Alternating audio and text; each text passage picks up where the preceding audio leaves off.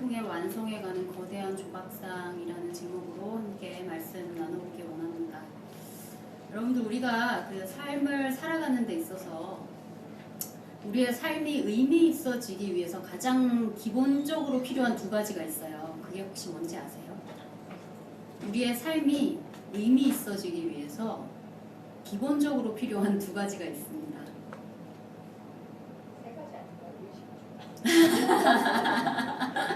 정답입니다. 땡 아니고요. 네, 첫 번째는 고통이고요. 두 번째는 즐거움입니다. 이 두 가지의 균형이 잘 균형 맞춰질 때에만 우리의 삶에 있어서 의미라는 것이 생기게 되죠. 기쁨만 있어도 안 되고, 그러니까 즐거운 일만 있어도 안 되고, 굉장히 고통스러운 환란만 있어도 안 됩니다. 기쁨이라는 것, 굉장히 즐거운 일들, 그 일들은 언제 가장 극적으로 우리가 느낄 수 있죠? 우리 정말 너무 기쁘다, 너무 즐겁다, 이게 정말 너무너무 나에게 좋은 일이다, 감사하다. 아마도 고통과 가장 그 바닥을 치는 그런 환란, 궁핍, 그런 것들 가운데서 어떤 즐거운 일이 생겼을 때, 그때 아마 가장 피치를 올릴 거예요. 기쁨이라는 걸 느낀다는 거. 굉장히 극적으로 느껴질 겁니다. 반대로 고통은 언제죠? 너무너무 내 삶이 풍요롭고 너무너무 정말 꼭대기에 앉았어. 그런데 거기서 바로 바닥으로 직행할 때, 바로 가장 내 삶에서 가장 어려운 일이 생길 때, 그때 아마 가장 극적으로 우리에게 고통이 맛보게 될 겁니다. 욥의 경우가 그랬잖아요. 너무너무 하나님께서 정말 형통하게 복을 주셔서 뭐 자녀들, 재산들 어마어마한 사람이었지만 한순간에 그것이 하나님께서 치라고 이제 허락을 하시니까 다 무너지기 시작하는데, 정말 바닥까지 내려가서 주님, 내가 차라리 죽는 것이 이 고통보다 더 낫겠다. 그럴 정도의 그런 고통. 프로이드라는 그 심리학자의 경우에도 이런 그 두 가지를 일컬어서 삶의 충동, 그러니까 삶에 대한, 살고자 하는 충동과 생명에 대한 충동, 그 다음에 죽음에 대한 충동, 이 두 가지가 사람에게는 언제나 늘 존재한다라고 얘기를 합니다. 그러니까 에로스라는 것, 삶에 대한 충동이라는 것은 생명, 살고자 하는 욕구, 사랑하고자 하는 어떤 추구하는 그런 본능적인 욕구를 말하고요.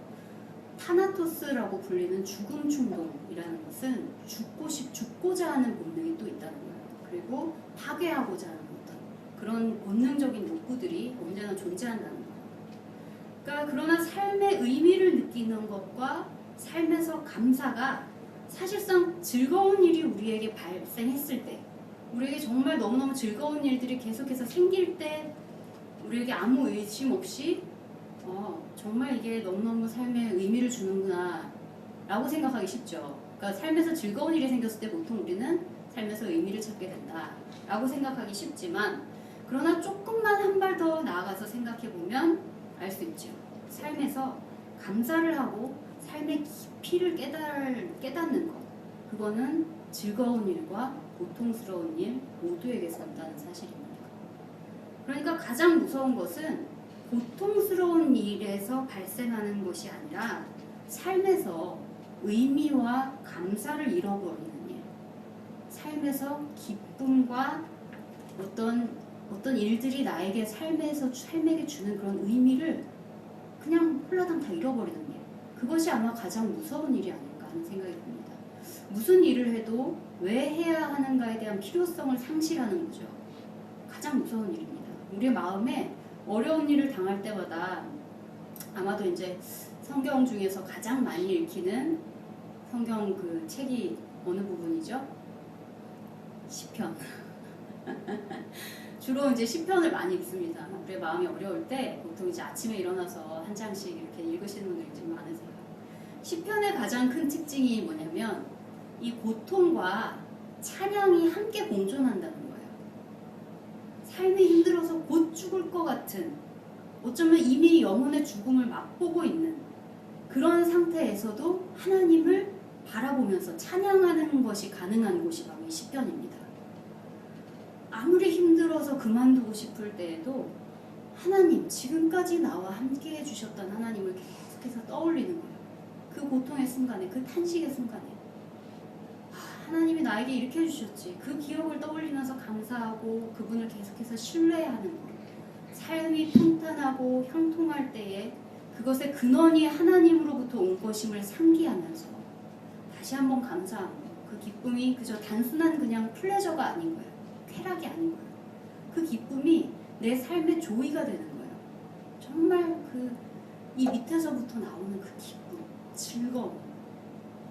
내 삶을 더욱 활기차게 하고 내 삶에서 의미를 만들어내는 그것이 시편이 우리에게 알려주는 정말 가장 기본적이고 근원적인 삶의 지혜이고 신앙의 지혜입니다. 시편 오늘 116편 우리가 함께 봤는데 우리 1절에서 8절까지 잠시 보실게요. 시편 116편 1절에서 8절까지. 이제는 훈련들이 되셔가지고 다 안 덮으시네요. 저기 한 분 덮으신 분 계신가요? 아니시래요. 하나씩 좋습니다. 네, 1절부터 8절까지 보면은요. 우리 2절씩 돌아가면서 한번 읽어볼게요. 졸리니까. 안 졸려요. 네, 2절씩 한번. 여호와께서 내 음성과 내 간구를 들으심으로 내가 그를 사랑하는도다. 그의 귀를 내게 기울이셨으므로 내가 평생에 기도하리로다.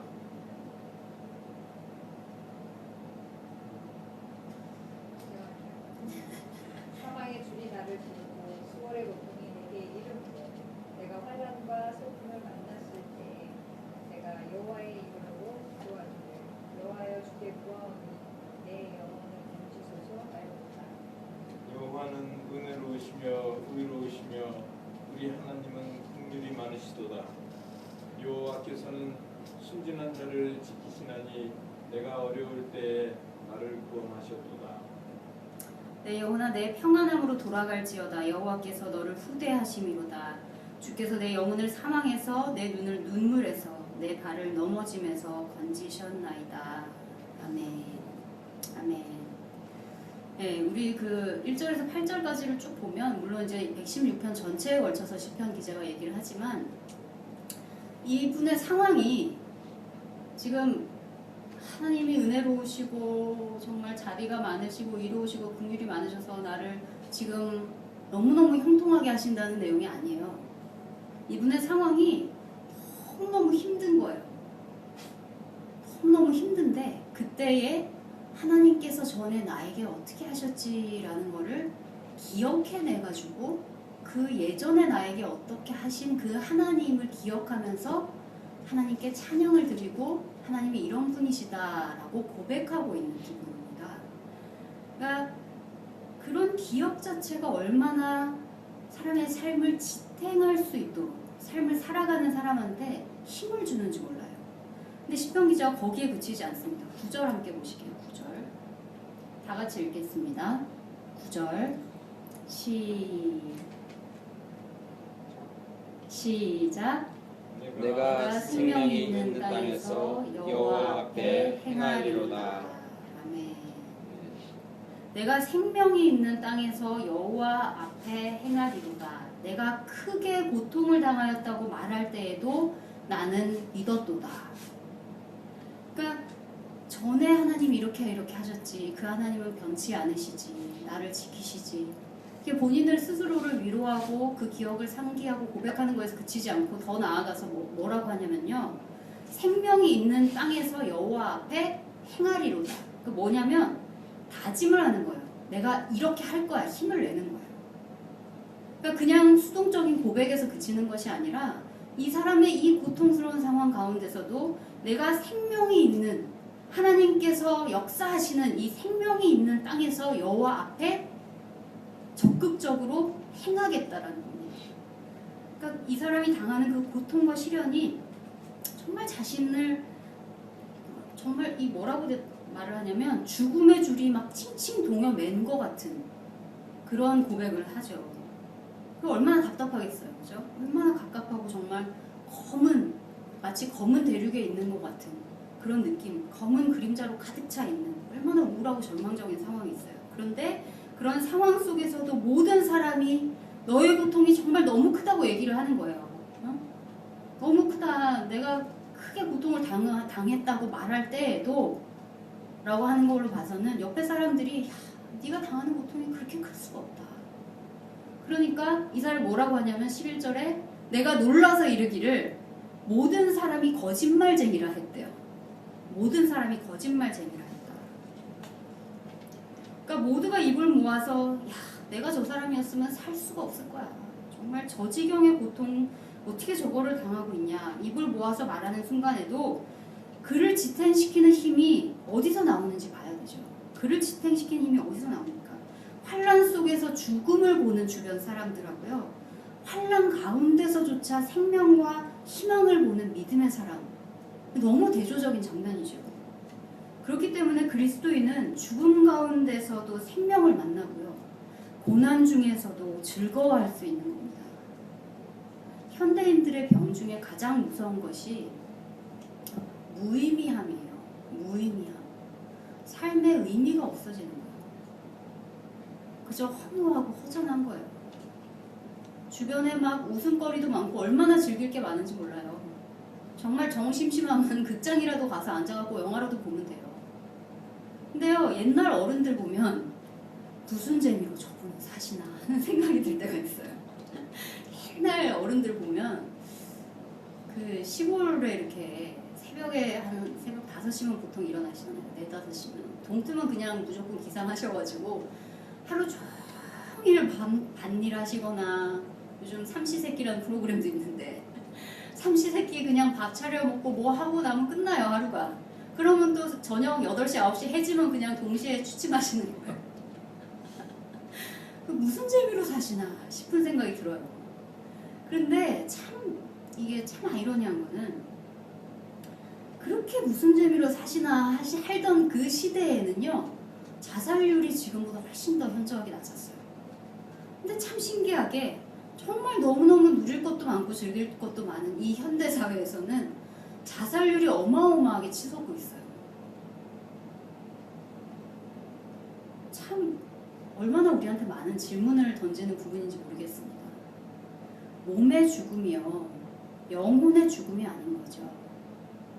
마찬가지로 일신의 형통함이 영혼의 생명이, 영혼의 살아 넘치는 그 생동감이 아닌 거예요. 축 처져서 아무것도 할 수 없을 때라도 내 모든 상황이 나를 정말 막 이렇게 옥죄어가지고 옴짝달싹 못하게 만들 때라도, 내 가장 가까운 사람 때문에 내가 배신당해서 상처받았을 때라도, 더 이상은 사람도 싫고 만나는 것도 싫고 사는 것도 다 귀찮을 때라도, 그 소울과 같은 정말 죽음을 맛보는 것 같은 그런 상황 가운데라도, 그 고통 가운데라도 곰곰이 생각해 보니까 그동안 내게 베풀어 주신 하나님의 은혜가 얼마나 큰지, 그동안 내가 이 고통을 느끼지 못하고 형통한 가운데서 하나님께서 내게 베풀어 주신 것들이 얼마나 많았는지 다시 한번 되돌아보니 새록새록 그것이 감사하고 의미로 느껴지는 거죠. 다시 다짐이 되고 다시 일어날 힘이 생겨서 생명의 땅이 존재하는 한 내가 나가서 하나님의 일을 행하겠다고 하는 다짐이 생겨나는 거죠. 8절에 주께서 내 영혼을 사망에서, 내 눈을 눈물에서, 내 발을 넘어짐에서 건지셨나이다 고백하는 거예요. 내가 이제 생명이 있는 땅에서 여호와 앞에 나아가서 하나님의 일을 행하겠습니다 라고 고백하는 거죠. 내 삶에서 적극적으로 하나님을 의지하고 이 생명이 있는 땅에서 하나님이 나에게 원하시는 경건한 일들을 위해서 내가 기꺼이 죽겠습니다. 설령 그렇게 죽는다고 해도 나의 죽음이 하나님 앞에서 경건한 자의 죽음이라면 그것이 생명보다도 얼마나 더 귀중한 것이겠는가. 그러니 고난과 환난 가운데서 하나님께 감사할 수 있는 힘이 생기는 겁니다. 고난조차도 나의 삶을 의미 있게 만드는 재료가 되는 거예요. 사람과 사람 사이에서 관계를 깊게 만들어주는 게 뭔지 아세요?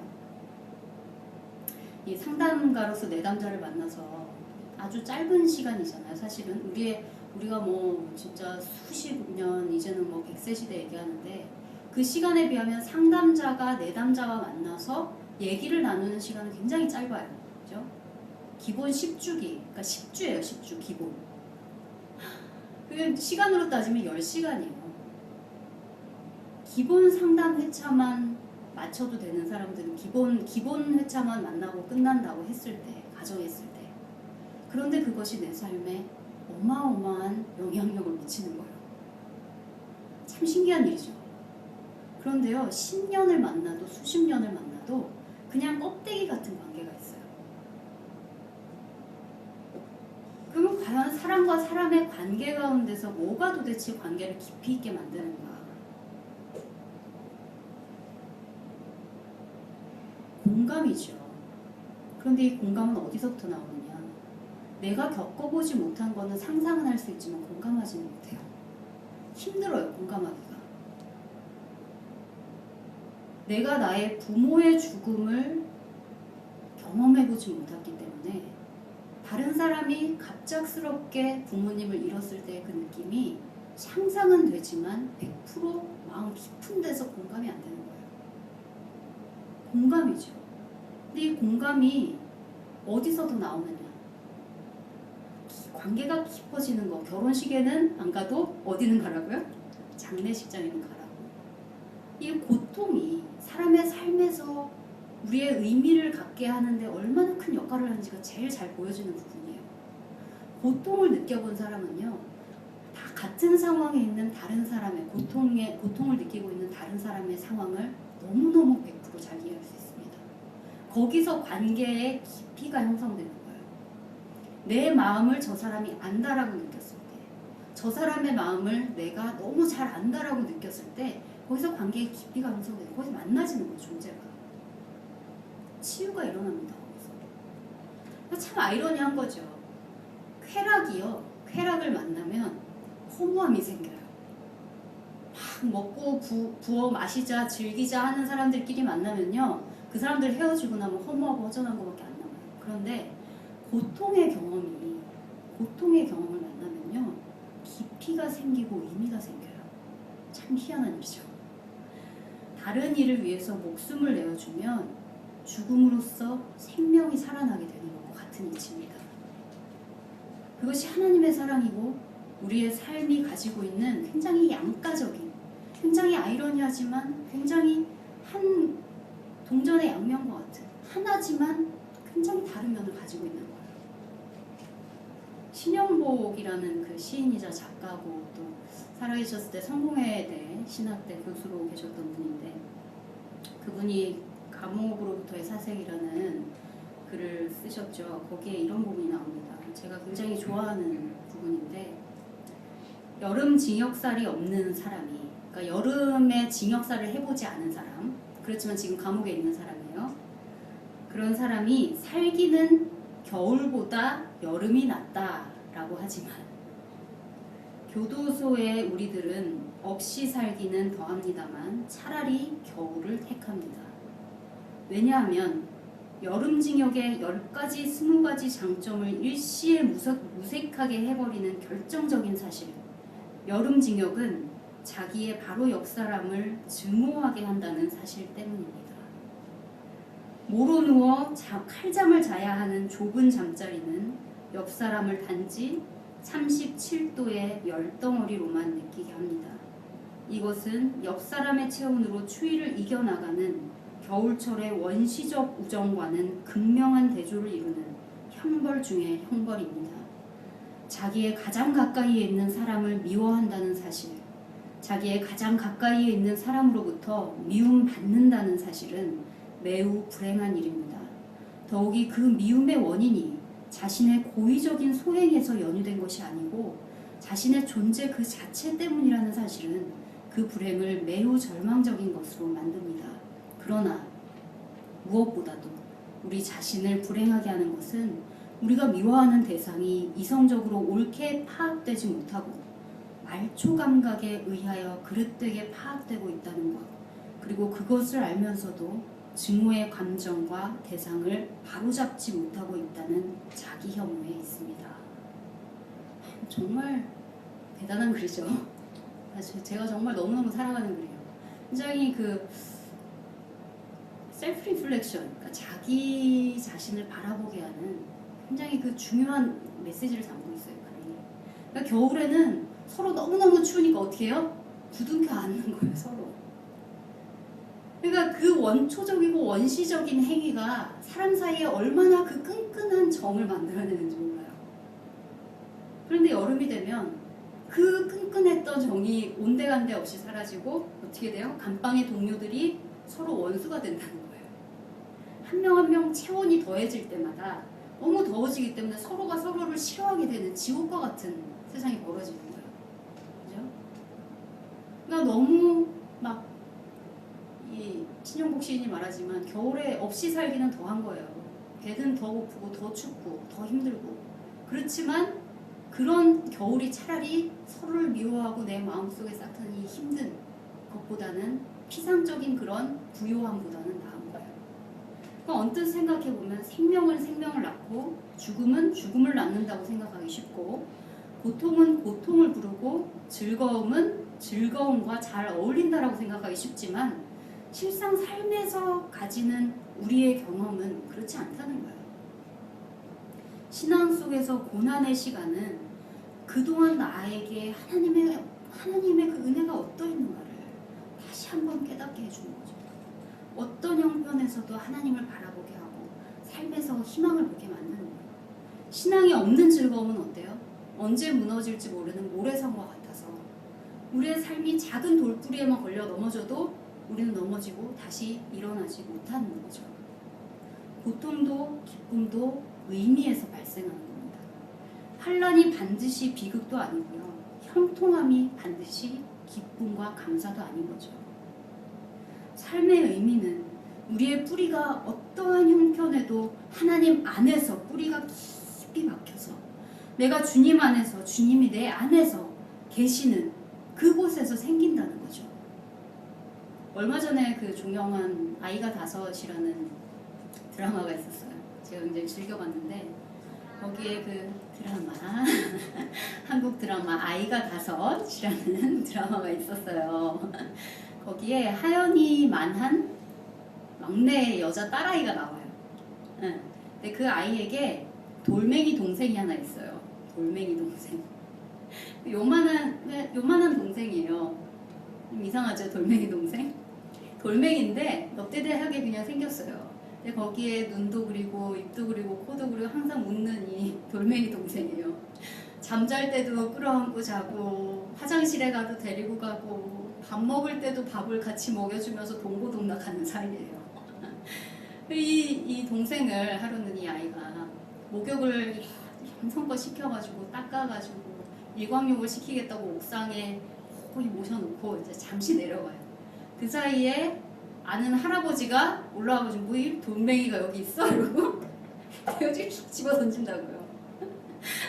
그리고 이제 잠시 후에 이 아이가 올라와가지고 어떻게 해요? 울고 불고 내 동생 어디 갔냐고 내 동생 찾아내느라고. 그래갖고 여차저차 해서 찾아보니 할아버지가 던졌다고 이실직고를 하는 거죠. 그럼 어디로 던졌나 막 찾아가 보니까 돌멩이가 두 동강이 나 있어요. 이 할아버지가 어떻게 해요? 안절부절 처음에는 이제 뭐 그게 뭐 별거 대수라고 이러고 어벙벙 해가지고 서 있고 이 아이는 울며 불며 막 이 아이의 이제 새아빠가 있는데 새아빠가 이거 어떻게 할 줄 몰라가지고 막 그런 장면이 나옵니다. 이제 이 할아버지는 뭐 도대체 뭐 저놈의 돌멩이가 뭐라고 야 내가 하나 그러면 저기 돌 파는 가게 가서 하나 사다 준다고 돈 많은 할아버지가. 그리고 이 새아빠는 우리 애가 이거 어떻게 마음 아파하고 이거 어떡하나 그러고 돌멩이를 데리고 와가지고 고민 끝에 장례를 치러줍니다. 화분에다가 무덤을 파가지고 그 돌멩이를 거의 묻어가지고 이 아이가 눈물을 흘리면서 잘 가라고 다음 세상에서도 다시 만나자고 그런 장면이 나와요. 그걸 보면서 야, 사람에게 있어서 의미가 얼마나 중요한가. 우리의 삶에서 정말 의미를 찾는다는 것만큼 중요한 게 어디 있을까 하는 생각을 했습니다.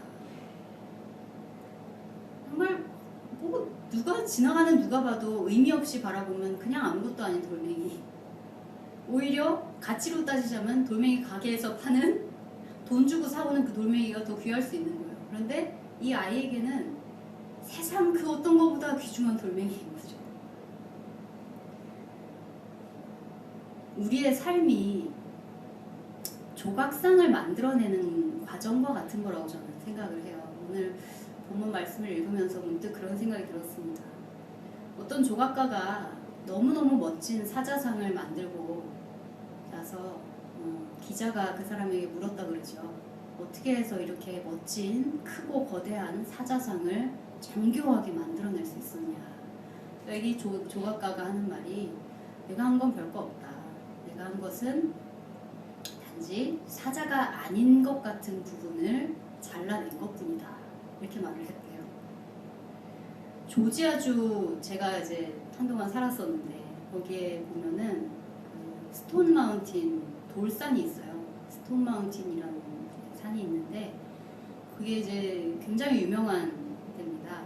근데 그 왜 유명하냐면 큰 그 평원 위에 그 둥근 그런 바가지를 엎어놓은 것 같은 화강암 산이에요. 근데 그 산이 그냥 그 산이 아니고요. 이제 이 바위 높이가 한 200m, 둘레가 약 그런 8km 정도인 단일 화강암이에요.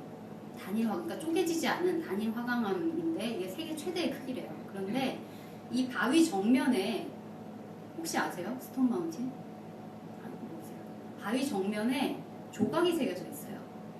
3명의 남부 연합군 영웅의 조각이 새겨져 있어요. 이 크기가 어마어마해서 어느 정도냐면 한 명의, 그러니까 3명이 이렇게 그 사람들이 이렇게 서 있는데 한 명의 귀의 크기가 2m. 한 명의 귀의 크기가 2m인 거예요.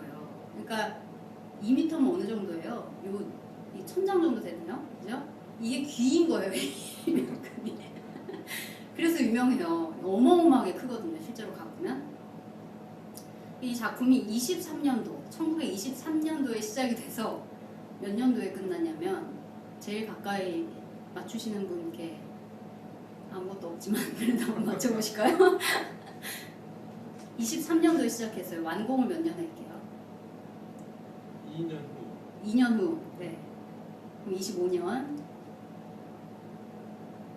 밑줄 본전이에요. 이렇게 용기가 없으신가요? 50년. 50년. 많이 쓰셨습니다. 저 그러면 10년? 아니 50년이 뭐예요? 그러니까 1950년. 1950년. 1900. 27년 만에 완성한 것 같은데. 1970년에 완공했어요. 23년에 시작해서 70년에 완공했어요. 그런 사람. 자본이 딸리고. 또 어마어마하게 오래 걸린 거죠. 뭐 그 시대에 뭐가 있었겠어요, 그죠? 그냥 다 일일이 수공하고 아마 하면서 많이 죽었을 거예요. 거기 달려가지고, 그죠? 근데 이제 조지아 살 때 그 조각상 보면서 정말 진짜 웅장하다 이런 느낌을 받았는데, 근데 아마도 어제 이 조각상이 떠오르더라고요. 우리의 신앙생활이 우리가 하나님 앞에 한 걸음 한 걸음 힘들 때도 있고 정말 즐거운 날도 있고 뭐 여러 가지 일들이 있는 그런 나날들을 하루하루 걸어가잖아요. 근데 우리의 삶이 신앙생활이 이렇게 그렇게 웅장한 그런 조각상을 깎아내는 일이 아닌가 하는 생각이 들더라고요. 하나하나 깎아낼 때는 전체적인 그림이 보이지 않죠. 네. 하나님과 함께 그냥 한 걸음 한 걸음 걸어가면서 성실하게 하루하루 그냥 하루는 뭐 곡괭이 가지고 조금 더 쳐냈다가 이날은 좀 더 많이 해낸 것 같기도 하고 또 어떤 날은 아무것도 못한 것 같아서 내가 왜 사나 이러고 있다가 그렇게 하루하루 가는 거예요. 그렇게 고통도 맛보고 형통한 것도 맛보고 그렇게 하루하루 경험하면서 의미를 만들어내다 보면 결국에 우리를 부르시는 그날에 되돌아보니까 우리의 삶이 어떤 조각상이었냐. 우리의 삶을 되돌아보니 종국에는 하나님 곁에 서서 우리가 내가 걸어왔던 그 지난 날을 되돌아보니까 나의 신앙의 삶은 예수 그리스도의 형상이었구나.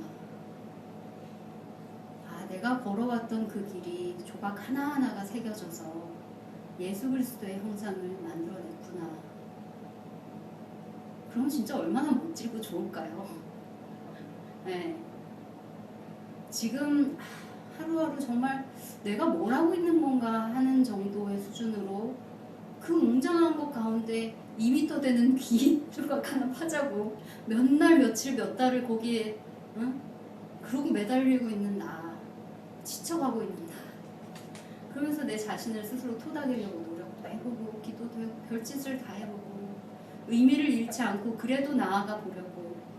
그래, 하나님이 예전에 나에게 이런 은혜를 주셨지, 우리 하나님 선하시지 의로우시지, 그렇게 붙잡고 가다가 또 어떤 날은 야, 오늘은 입술 하나가 큼지막한 게 완성이 오늘 하루 만에 됐어.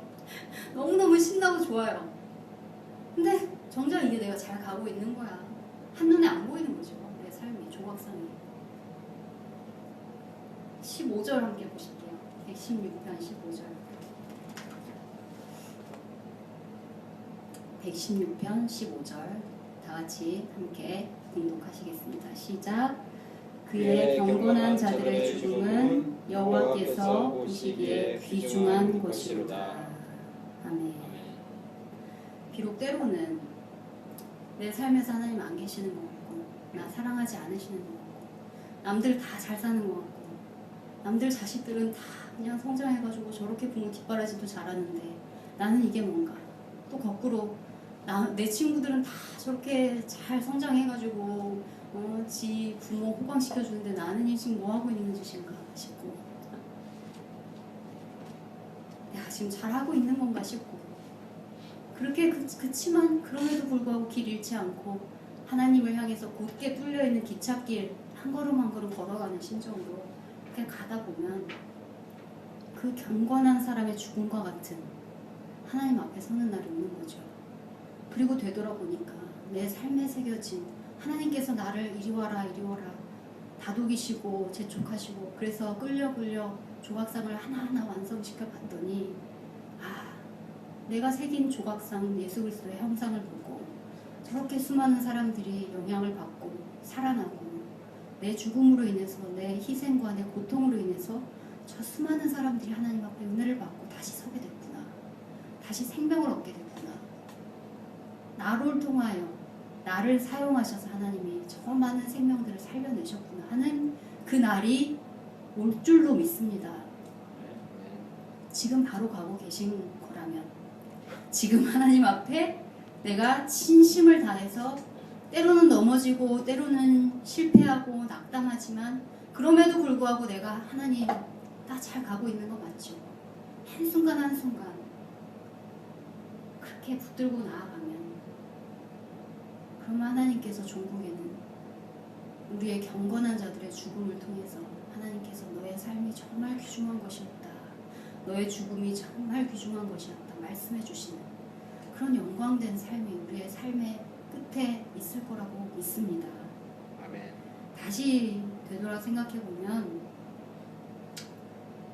그 거대한 조각상 가운데서 아주 지극히 일부분을 깎아내고 있는 중이라서 우리가 뭘 만들어 갖고 있는지 보지 못하지만 한눈에 하나님께서 우리의 조각상 보고 계시는 거예요. 한눈에. 야, 너 지금 어디쯤 왔다, 조금만 더 힘내라. 한눈에. 우리가 해야 되는 거는 뭐예요? 한눈에 보고 계신 그 하나님의 음성을 듣고, 이거 뭐라 그래요? 이거 칼 때리는 거 뭐라 그래요? 정. 못 잡고 정 잡고 두들기기만 하면 되는 거죠. 때로는 잘 안 들릴 때도 있어요. 힘내라. 정과 망치입니다. 정과 망치인가? 아, 정과 망치고 여기 전문가 계시는데 또 제가 정과 망치, 네, 정과 망치 잡고 이렇게 두들기고 가다 보면 때로는 안 들릴 때도 있어요. 음성이. 그러면 아휴 모르겠다, 얘라 모르겠다 이러고 정과 망치 그냥 두들기기도 하고, 또 때로는 야 저쪽 달려가서 저쪽 두들겨라 이런 음성이 너무 분명하게 잘 들려. 그러면 또 막 쫓아가서 거기 가서 막 미친듯이 두들기기도 하고, 그렇게 하다 보면 결국 내 삶에서 어떤 불꽃 가운데서도 내가 나의 삶의 감사제를 올려드리는 한순간도 의미 없는 시간이 없었다. 되돌아보니 그런 시간들, 그 시간들이 올 줄로 믿습니다. 온전히 하나님 이름 부르고 온전히 나는 하나님 것이고 하나님 내 하나님이라고 시인할 수 있는 그런 우리의 삶이 됐으면 좋겠습니다. 참 일주일 동안 저에게도 참 개인적으로 힘든 시간이었던 것 같아요. 내 마음속에 내가 이렇게 사는 것이 정말 맞는 건가?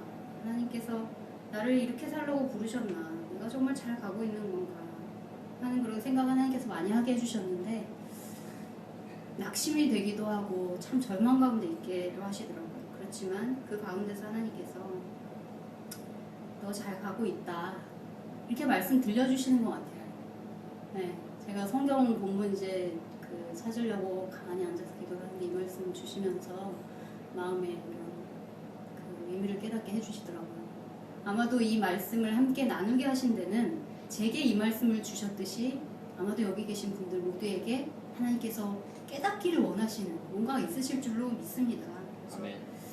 그거 하나하나 우리 마음속에 담으면서 하나님 내게 왜 오늘 이 말씀 주셨습니까? 하나님 내가 내 삶 속에서 이 말씀을 진주알 같이 어떻게 만들어낼 수 있을까요? 함께 깊이 있게 하나님께 물어보는 시간 됐으면 좋겠습니다. 함께 잠시 기도하시고 구원 기도